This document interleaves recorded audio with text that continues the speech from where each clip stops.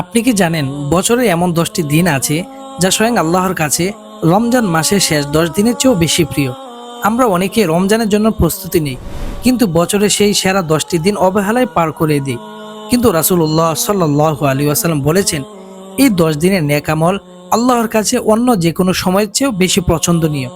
আজ আমরা জানব জিলহজ মাসের প্রথম 10 দিনের সেই শক্তিশালী আমলগুলো সম্পর্কে, যা আপনার আমলনামাকে সবে ভরিয়ে দিবে ইনশাআল্লাহ। জিলহজ মাসের প্রথম 10 দিন এতটাই গুরুত্বপূর্ণ যে আল্লাহ তাআলা পবিত্র কোরআনের সূরা ফজরে এই 10 রাতের কসম খেয়েছেন। সাহাবায়ে কেরাম যখন জিজ্ঞাসা করলেন, ইয়া রাসূলুল্লাহ, এমনকি আল্লাহর রাস্তায় জিহাদ করার চেয়েও কি ওই দিনগুলোর আমল সেরা? তিনি বললেন, হ্যাঁ, জিহাদের চেয়েও সেরা। তাহলে ভাবুন ওই দিনগুলো আমাদের জন্য কতটা মূল্যবান সুযোগ। এই 10 দিনে আমাদের যা করা উচিত: 1. বেশি বেশি জিকির করা, বিশেষ করে সুবহানাল্লাহ, আলহামদুলিল্লাহ, লা ইলাহা ইল্লাল্লাহ এবং আল্লাহু আকবার বেশি বেশি পাঠ করা। 2. নফল রোজা রাখা। জিলহজ মাসের 1 থেকে 9 তারিখ পর্যন্ত রোজা রাখা অত্যন্ত সওয়াবের কাজ।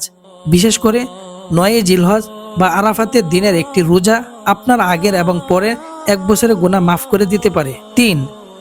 চুল ও নখ না কাটা। যারা কুরবানি দেওয়ার ইচ্ছা রাখেন তাদের জন্য জিলহজ মাসের চাঁদ দেখার পর থেকে কুরবানি দেওয়া পর্যন্ত নখ, চুল বা গোঁফ না কাটা সুন্নত। 4. বেশি বেশি দান সদকা করা। যেহেতু এই দিনগুলো আল্লাহর কাছে অতি প্রিয়, তাই এই সময়ে দান করলে তার প্রতিদান অনেক বেশি পাওয়া যায়। 5. তাকবীরে তাশরিফ। 9 জিলহজ ফজর থেকে 13 জিলহজ আসর পর্যন্ত প্রত্যেক ফরজ নামাজের পর তাকবীরে তাশরিফ পাঠ করা ওয়াজিব। বন্ধুরা, আমাদের জীবন খুবই ছোট, আগামী বছর এই দিনগুলো আমরা নাও পেতে পারি। তাই আসুন এই 10 দিন আমরা আড্ডা বা কেনাকাটায় নষ্ট না করে ইবাদতে খাটাই, অন্তত একটি রোজা এবং বেশি বেশি জিকির করার চেষ্টা করি। আপনি যদি এবছর জিলহজ মাসের রোজা রাখার নিয়ত করে থাকেন তবে কমেন্টে আমিন লিখুন। ভিডিওটি শেয়ার করে আপনার বন্ধুদের সাথে এই ফজিলতের কথা জানিয়ে দিন। পরবর্তী আমল সম্পর্কে জানতে মুমিনের সাথী চ্যানেলটি সাবস্ক্রাইব করে বেল আইকনটি চেপে রাখুন। আল্লাহ আমাদের সবাইকে আমল করার তৌফিক দান করুন, আমিন।